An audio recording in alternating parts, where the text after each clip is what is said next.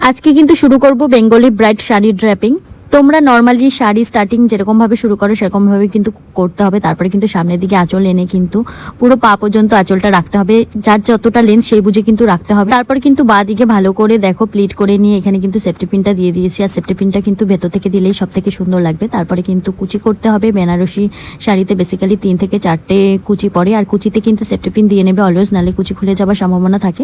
তারপরে কিন্তু সামনের দিকে চলে আসবো। দেখো সামনের দিকে আঁচলটা নিয়ে ব্লাউজে আমি এখানে সেফটি পিন দিয়ে নিয়েছি, তোমরা চাইলে শাড়িতেও দিয়ে নিতে পারো। তারপরে কিন্তু সামনেটা ভালো করে প্লিট করে নিয়ে আমি কিন্তু কোমর পিছে পরে নিয়েছি। পিছনের দিকে প্লিটগুলো কিন্তু ভালো করে সবগুলো একসাথে নিয়ে কিন্তু সেফটি পিন দিয়ে নিয়েছি। দেখো সব কটা সেফটি পিনই কিন্তু ভেতর দিয়ে নিয়েছি। আর এই যে আঁচলটা কিন্তু সামনের দিকেও দিতে পারো বা শাড়ির নিচে থেকেও দিতে পারো।